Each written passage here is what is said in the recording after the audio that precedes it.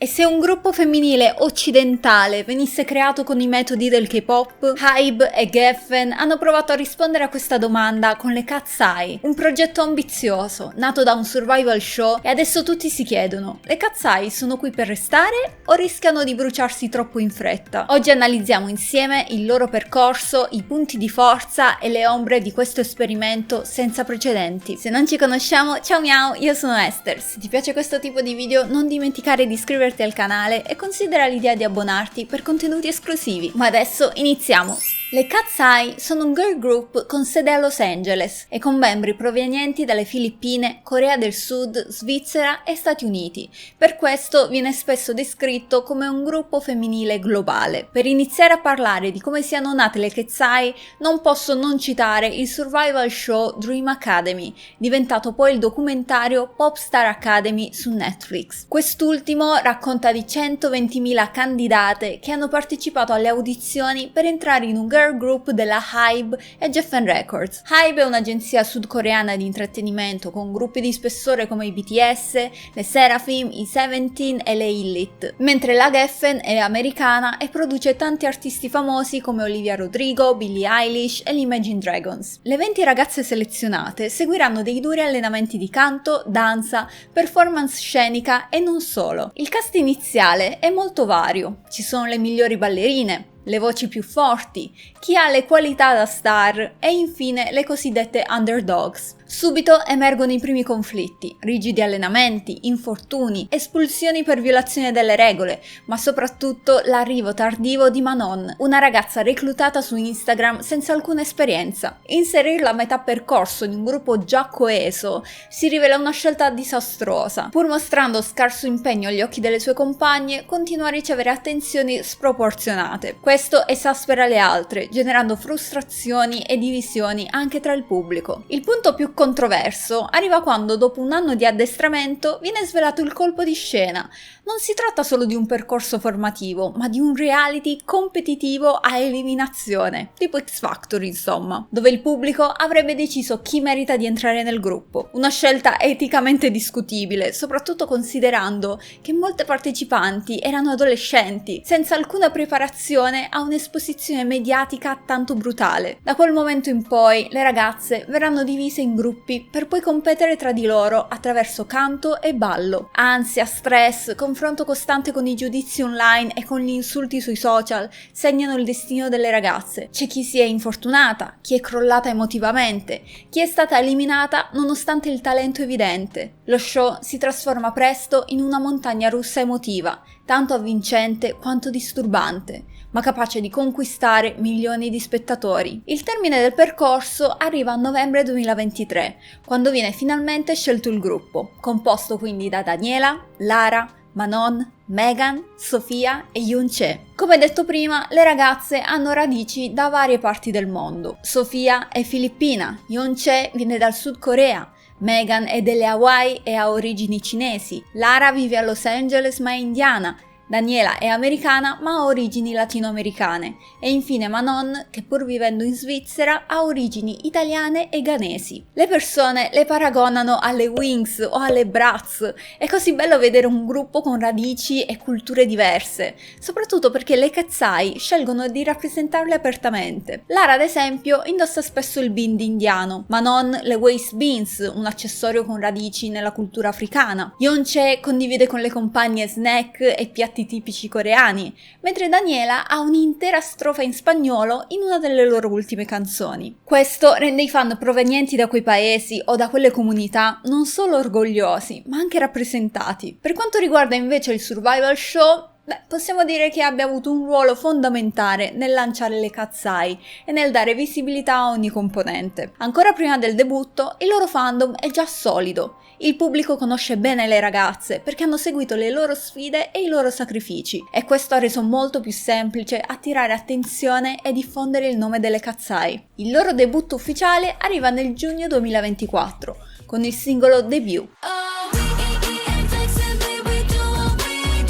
accompagnato non solo dal videoclip, ma da tanti altri contenuti come reaction video, la coreografia ufficiale, il lyrics video, una dance practice, proprio come i gruppi K-pop. Io sinceramente trovo che la canzone sia un pop assurdo, ma ho scoperto facendo qualche ricerca che la risposta del pubblico è stata piuttosto deludente. Il singolo a quanto pare non è piaciuto poi così tanto. Molti hanno pensato che fosse una canzone piuttosto debole e breve come primo singolo. I testi troppo semplici, la performance vocale non ai livelli delle canzoni cantate durante il programma, troppo product placement, la coreografia copriva sempre un membro alla volta, nella maggior parte dei casi ma non. Fatemi sapere invece voi cosa ne pensate, perché non mi aspettavo tutte queste critiche. E poi arriva la canzone che ha cambiato le sorti del gruppo. Il 26 luglio 2024 esce il secondo singolo, Touch. Anche questo accompagnato da una serie di video per promuoverlo. La canzone ha un successo clamoroso, diventando virale su TikTok grazie anche al suo balletto, rifatto da migliaia di utenti in tutto il mondo. Sarò sincera, io le ho scoperte proprio su TikTok grazie ad un loro video dietro le quinte di Touch. Credo fosse il video del momento in cui cade il candelabro. Beh, ha attirato molto la mia attenzione. Entrambi i brani sono stati inclusi nel primo EP del gruppo, intitolato Softy Strong e abbreviato in SIS, composto da 5 tracce e uscito ad agosto 2024. L'EP ha debuttato alla posizione 119 della Billboard 200, un risultato notevole a soli 19 posti dalla top 100, un chiaro segnale della loro popolarità crescente, anche se non ancora sufficiente a garantire una piena attenzione da parte dei media mainstream. La loro primissima esibizione dal vivo avviene a luglio 2024 durante il K-Con di Los Angeles, un evento molto importante per i fan del K-pop per celebrare e immergersi nella cultura coreana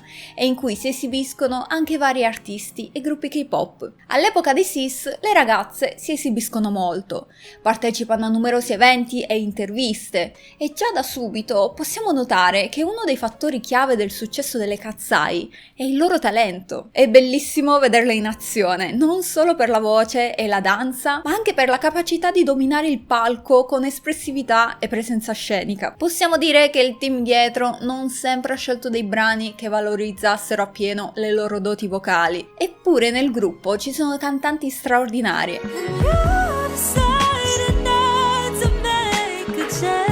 In ogni performance danno tutto, sembrano esibirsi come se fosse questione di vita o di morte, trasmettendo sempre il 100% di energia e passione, indipendentemente dal contesto. È evidente il frutto della loro formazione intensiva e dello sviluppo professionale a cui sono state sottoposte. La loro performance più popolare e probabilmente la migliore di quell'era è Ai Mama, una delle cerimonie musicali più importanti in Asia. Per le Katseye, salire su quel palco così velocemente rappresenta un traguardo enorme e l'esibizione si rivela un autentico successo. Le uniche cose di cui la gente si lamenta sono il fatto che in quel momento non ci fosse Manon, che purtroppo ha avuto un infortunio, e le persone nel pubblico attaccate al cellulare. Non gliene fregava niente. Il gruppo spreme Touch al massimo, il che secondo me ci sta perché non l'ha resa una canzone usa e getta. L'hanno riutilizzata anche per un video speciale di Halloween in cui si sono vestite da Winx.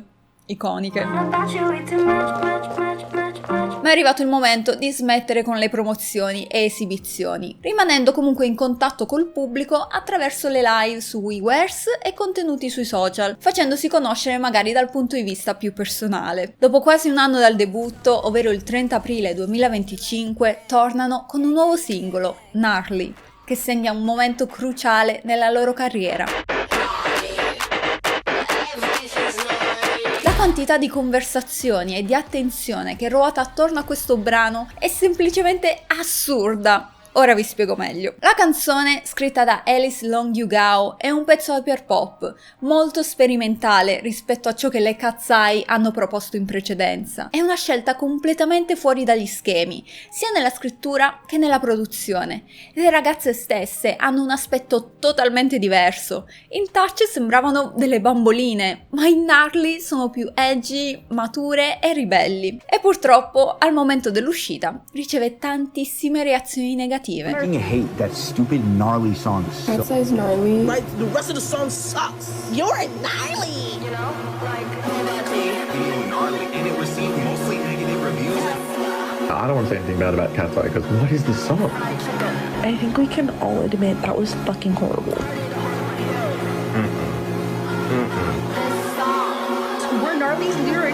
God, yes, but Il pubblico non capisce il testo volutamente bizzarro, il rap assurdo e l'atmosfera senza senso. Il punto di svolta però arriva neanche un giorno dopo, con la pubblicazione del video della performance tenuta in Corea. È lì che le persone iniziano a cambiare radicalmente opinione. Vedere le ragazze ballare e cantare quella canzone assurda è come se avesse sbloccato una nuova chiave di lettura, trasformando totalmente la percezione della canzone. Ed è esattamente ciò che è successo anche a me. Lo conferma questo screenshot di una conversazione che ho avuto il giorno stesso dell'uscita di Gnarly. La odiavo, ma è bastato vedere quella fancam di Daniela per farmi cambiare l'idea di 180 gradi. Sono riuscite a creare un'esperienza di comunità in cui una canzone non va più solamente ascoltata, ma vista. Da quel momento le Katseye esplodono letteralmente davanti ai nostri occhi. Gnarly è il primo brano del gruppo a entrare nella Billboard Hot 100 ed è il primo singolo dal loro secondo EP, Beautiful Chaos, uscito il 27 giugno 2025, e da allora raggiungono la cifra impressionante di 31,7 milioni di ascoltatori mensili su Spotify. Nell'EP troviamo anche la canzone Gabriela, con un concept particolarissimo, tipo telenovela spagnola trash. Adoro.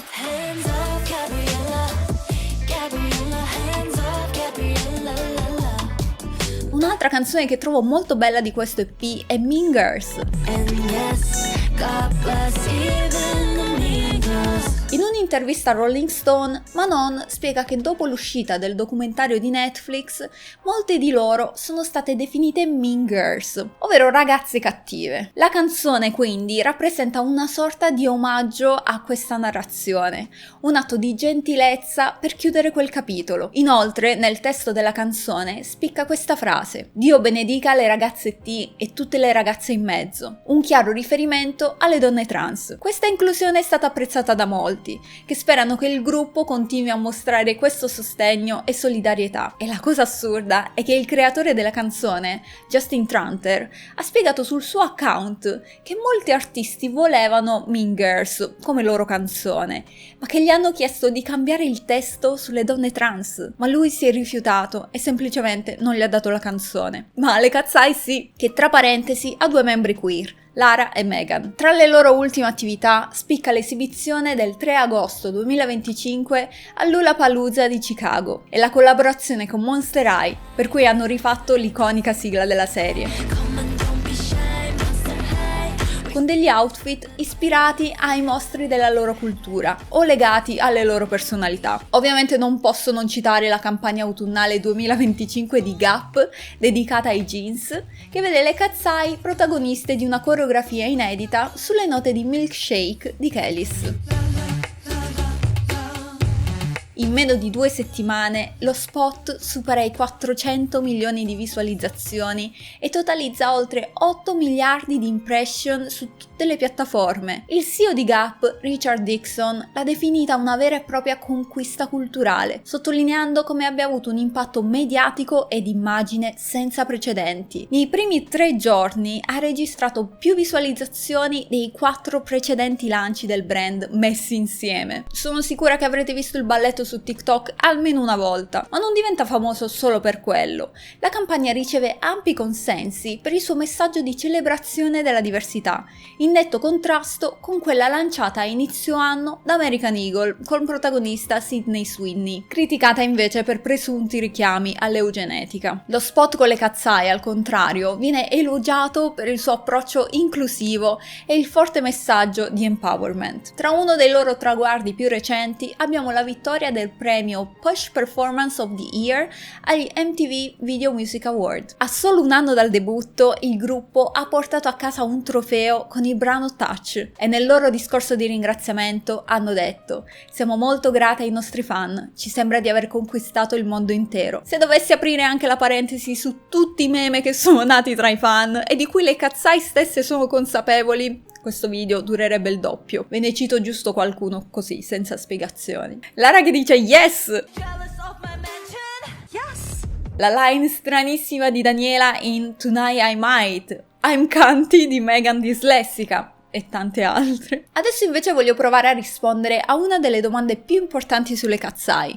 Sono o non sono K-pop? Ufficialmente posso dirvi che il gruppo non è considerato K-pop, lo hanno detto loro stesse in varie interviste. Sono un gruppo globale, sebbene molto ispirato al K-pop. Ci sono però vari fattori che possono confondere le persone. Il gruppo è per metà sotto la HYBE, Sud Corea, che abbiamo visto coordinare tantissimi artisti e gruppi coreani. Compaiono regolarmente nelle playlist K-pop di Spotify, si sono esibite ai Mama, sono nate da un survival show, come molti gruppi coreani, e seguono una gestione e presentazione in pieno stile K-pop. Le loro performance rispecchiano parecchio quello stile, anche perché si allenano duramente seguendo quella metodologia. Dall'altro lato però non cantano in coreano e ci tengono a presentarsi come un pop group, un gruppo internazionale di idol occidentali, guidato da etichette e strategie del K-pop, ma senza farne parte davvero. Ho paura che questa ambiguità possa penalizzarle. Noto che alcuni fan storici del K-pop si infastidiscono quando le Katseye vengono etichettate come tali